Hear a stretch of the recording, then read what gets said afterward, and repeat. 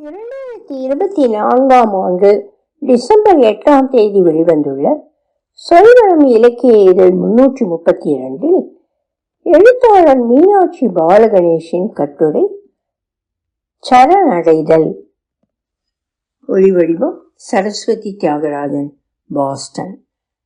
ஸ்ரீ அரவிந்தரின் spiritual sonnets எனும் 8 கவிதைகளில் 3வது இது. சரணடைதல் எனும் தலைப்பிலானது. Surrender 1. O thou of whom I am the instrument, O secret spirit and nature housed in me, let all my mortal being now be blent in thy still glory of divinity. I have given my mind to be dug, thy channel mind. I have offered up my will to be thy will. Let nothing of myself be left behind in our union mystic and unutterable. My heart shall throb with the world beats of thy love. My body become thy engine for earth use. In my nerves and veins thy raptures streams shall move. My thoughts shall be haunts of light for thy power to lose. Keep only my soul to adore eternally and meet thee in each form and soul of thee. சரணடைதல். ஓ, யாருடைய கரங்களில் நான் கல்வியாக உள்ளேனோ அவரே. ஓ, என்னில் உறைந்திருக்கும் இயற்கையின் ரகசியமான தெய்வ வடிவே, எனது அழியக்கூடிய தன்மை இப்போது தங்களது நிலையான தெய்வத்தன்மையின் புகழுடன் இணையட்டும். எனது உள்ளத்தை தங்கள் கால்வாய் வழியென கொண்டு தோண்டுவதற்கு கொடுத்துள்ளேன். எனது விருப்பத்தை தங்களது விருப்பத்திற்காக அர்ப்பணித்துள்ளேன். நமது தெய்வத்திறனுடையதும் வர்ணிக்க முடியாததுமான சங்கமத்திற்கு எனது எதுவும் மீதம் இருக்க வேண்டாம். எனது இதயம் தங்கள் அன்பால் உலகத் துடிப்புகளால் உடன் சேர்ந்து அதிரும். எனது உடல் இந்த பூமியின் உபயோகத்திற்காக தங்களது இயந்திரமாகும். எனது இரத்த நாளங்களிலும் நரம்புகளிலும் தங்கள் ஆனந்த பரவசத்தின் ஊற்றுகள் ஓடும். எனது எண்ணங்கள் தேடும் விளக்குகளாகி உங்கள் ஆற்றலில் தம்மை இழக்கும். எனது ஆத்மாவை மட்டும் எப்போதும் தங்களை போற்றுவதற்காகவும் ஒவ்வொரு வடிவத்திலும் தங்களது ஆன்மாவை சந்திப்பதற்காகவும் வைத்திருப்பீர். படித்ததுமே புரிந்துவிடும் இது பூரண சரணாகதி. எது மனிதனை அசக்தனாக்கி எதுவோ ஒன்றில் சரணடைய வைக்கிறது? இயலாமையா, நம்பிக்கையா, இல்லை வேறு ஏதோவா? ஒன்று மட்டும் நன்கு விளங்குகிறது. நன்மையிலும் தீமையிலும் நாம் நமக்கு துணையாக வேறு ஒன்றில் இணைந்திருக்க விரும்புகிறோம். அது நம்மை மீறிய ஒரு சக்தியாக இருக்க வேண்டும். நம்மை அரவணைக்க வேண்டும். நமக்கு துணையாக பலமாக இருக்க வேண்டும். அதுவே நாம் சாய்ந்து கொள்ள ஒரு தோள், அடைக்கலம் புகும் தாயின் மடி. சிலருக்கு அது தெய்வ சக்தி, இன்னும் சிலருக்கு அது மற்றொருவரின் துணை.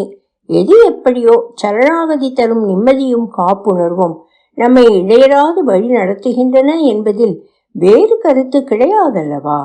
பெரும் அறிஞர்களே சரணாகதியை கூறி வலியுறுத்துகிறார்கள். தாகூரை பார்ப்போமா? மேற்காணும் அரவிந்தரின் பாடலின் பிரதிபலிப்பாகவே இந்த பாடலும் அமைந்துள்ளது வியக்கத்தான் வைக்கிறது. Gitanjali 2. Let only that little be left of me, whereby I may name thee my all. Let only that little be left of my will, whereby I may feel thee on every side, and come to thee in everything, and offer to thee my love every moment. Let only that little be left of me, whereby I may never hide thee. Let only that little of my fetters be left, whereby I am bound with thy will, and thy purpose is carried out in my life, and that is the fetter of thy love. தமிழாக்கம். தாங்களே என்னுடைய எல்லாம் என கூறிக்கொள்ளும் வண்ணம் என்னுடைய சிறு பகுதி ஒன்றே எஞ்சி இருக்கட்டும். உங்களை எல்லா பக்கங்களிலும் உணர்வதற்காகவும் எல்லாவற்றிற்கும் உங்களிடமே வரவும் எனது அன்பை உங்களுக்கு எல்லா பொழுதுகளிலும் அர்ப்பணிப்பதற்காகவும் எனது விருப்பத்தின் சிறு பகுதி ஒன்றே எஞ்சியிருக்கட்டும். உங்களை ஒழித்து வைக்க இயலாதபடி எனது சிறு பகுதி எஞ்சியிருக்கட்டும். உங்களது விருப்பத்தில் என்னை பிழைத்து கொள்ளும்படிக்கு உங்களது செயல் நோக்கம் எனது வாழ்வில் செயல்படுத்தப்படும்படிக்கு எனது தழைகள் சிறிதே விட்டு வைக்கப்படட்டும். அவையே உமது அன்பின் தழைகள். மேற்காணும் கருத்துகள் இறையுணர்வை மட்டுமே பிரதிபலிக்கவில்லை. இது ஆழ்ந்த அன்பின் நேசத்தின் அடையாளம். தன்னையே இழந்துவிட துடிக்கும் தவிப்பின் வெளிப்பாடு. காதலாகவும் இருக்கலாம், பக்தியாகவும் கொள்ளப்படலாம். நேற்றைய சமுதாயத்தில் உறவின் பிரதிபலிப்புகள் பெரும்பாலும் இதன் அடிப்படையிலேயே இருந்தன, உருப்பெற்றன. நாமெல்லாம் அதன் அடுத்த தலைமுறை வாரிசுகள். நமக்கும் அடுத்த தலைமுறை இவற்றில் நம்பிக்கை கொள்வதா வேண்டாமா என சிந்திப்பதாக காணப்படுகிறது. பூரண சரணாகதி என்பது ஒரு அடிப்படை வைணவ தத்துவம். பற்றுக பற்றற்றான் பற்றினை அப்பற்றை பற்றுக பற்று விடற்கு என்கிறார் திருவள்ளுவர். இறைவன் ஒருவனே பற்றுகளை விட்டொழித்தவன். அவனது தாள்களை பிடித்து கொண்டால் நமது பற்றுகளையும் விழ இயலும் என்பதே இதன் பொருள். பூரண சரணாகதி பற்றிய பல செய்திகள் உண்டு. அரசர் திருமலை நாயக்கரிடம் அமைச்சராக பணிபுரிந்த நீலகண்ட தீட்சிதர் மீனாட்சி அம்மையிடம் பெரும் பக்தி கொண்டவர். ஒருமுறை மன்னரின் சந்தேகத்திற்கு உள்ளாகி மன்னர் அவர் கண்களை பறிக்க உத்தரவிடுகிறார். இதனை ஞான திருஷ்டியால் அறிந்து கொண்ட தீட்சிதர் பூஜை சமயம் வைத்திருக்கும் கற்பூர ஆரத்தியால் கண்களை தாமே பறித்து கொண்டு விடுகிறார்.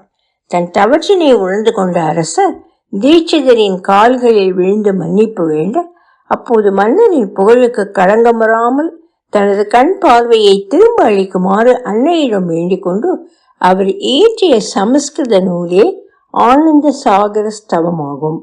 இதனை தமிழில் எழுத்து பிசகாமல் மொழியாக்கம் செய்தவர் இரு மொழிகளிலும் வல்லுநரான கோவி கவியரசு நடேச கவுண்டர் ஆவார். இவர் எனது பேரன்பிற்கும் பெருமதிக்கும் உரிய பேராசிரியர் காலஞ்சென்ற உயர்திரு கோண முத்துக்குமார சுவாமி அவர்களின் தகப்பனார். இந்நூலின் பெயர் இன்பமா கடல்.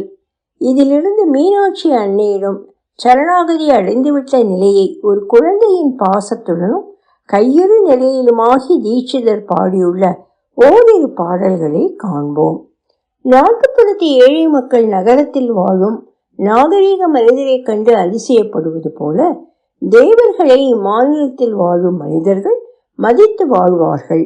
அம்பிகையே, உன் திருவடிகளை உறுதியாக இறுக பற்றிய என் சிந்தையானது எவர் வலிந்து பிடித்து இழுத்தாலும் எள்ளளவும் உன்னை விட்டு பிரியாது. பட்டி தொட்டி என்பது சிறு கிராமங்களை குறிக்கும். பட்டி தொட்டி வாழ்மாக்கள் பட்டினம் வாழ் நரைவியந்து பார்க்கும் மாபோல் மற்றொரு பேர் அதிசயத்தால் வானவரை மன்னவர்கள் மதித்து வாழ்க. திட்டமுறு நின்றாளை சிக்கென பற்றிய எனது சிந்தை தாயே, எத்தனையும் விட்டகலாதவர் வலிந்து பிடித்து முயன்றீர்த்தாலும் மே.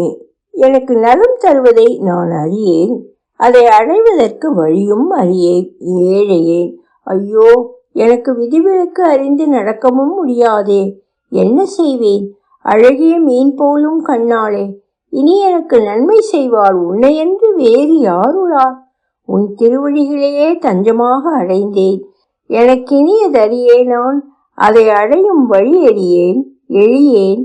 அந்தோ, எனக்கு விதிவிலக்கறிந்து நடப்பதற்கும் இயலாதே. என் செய்கேனோ? எனக்கினியதையை தாயே, எவ்வுலகும் தரும் தாயே, எழில் மீனாட்சி, எனக்கினியார் இனியார் மற்றும் சரணே சரணாக எய்தினேனே. சரண் இரண்டில் முதலாவது பொருள் திருவடி, இரண்டாவது பொருள் புகலிடம். தம்முடைய இயலாமையை கூறி தேவியின் திருவடிகளில் ஆசிரியர் தஞ்சமடைகின்றார். இதுவே சரணாகதி எனப்படும். ஒருவருக்கு அவரை விட இறைவனே அவரிடம் இனியவன், அன்புடையவன் என்பது புலப்படுகிறது. மாணிக்க வாசகர் திருவாசகத்தின் குழைத்த பத்தில் கூறுகிறார், வேண்டத்தக்கது அறிவோய் நீ, வேண்ட முழுதும் தருவோய் நீ. அறியாத சிறு குழந்தைக்கு அதற்கு வேண்டுவது என்னவென்று தாய் அறிந்து செய்வதனை போல் இறைவனும் நாம் நியாயமாக வேண்டுவதனை அறிவான். அவற்றை முழுமையாகவும் அழிப்பான் என சரணடைந்து விடுகிறார் அவர். நம்பினோர் கெடுவதில்லை 4 முறை தீர்ப்பு என்பது பாரதியாரின் வாக்கு. இதில் நம்புவது என்பது அடிப்படையில் சரணடைதல் எனும் பொருளிலேயே பயன்படுத்தப்பட்டுள்ளது. ஏனெனில் அடுத்த வரிகள் அம்பிகையை சரணடைந்தால் அதிக வரம் பெறலாம் என்பதுதான். இவ்வாறு எத்தனையோ எடுத்துக்காட்டுகள்.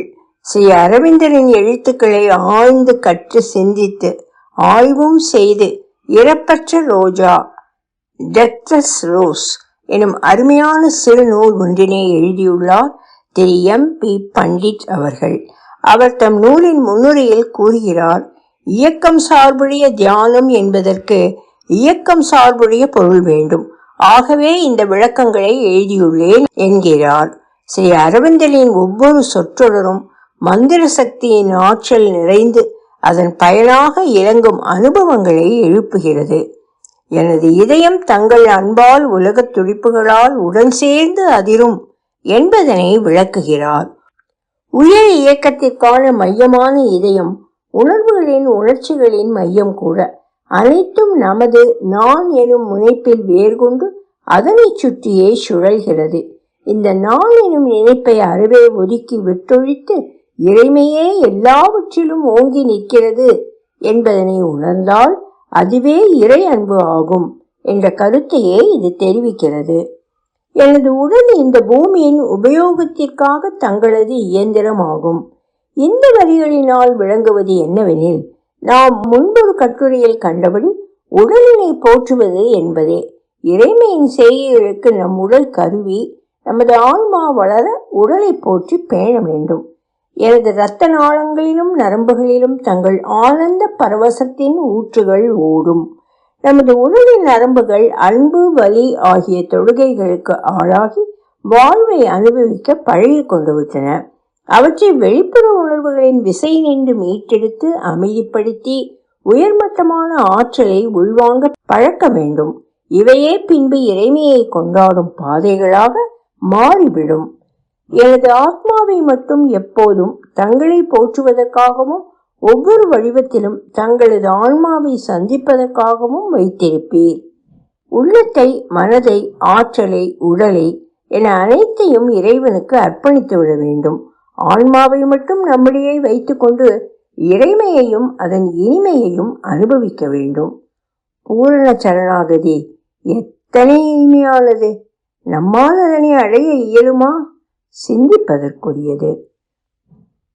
பார்வை நூல்கள்: deathless rose by M.P. Pandit, Sri அரவிந்தரின் கவிதைகள், ஸ்பிரிச்சுவல் சானட்ஸ், கீதாஞ்சலி, டாகூர், திருக்குறள், இன்பமா கடல், கு. நடேச கவுண்டர், திருவாசகம் குழைத்த 10, மாணிக்க வாசகர், பாரதியார் பாடல்கள். ஒலிவடிவம் சரஸ்வதி தியாகராஜன், பாஸ்டன்.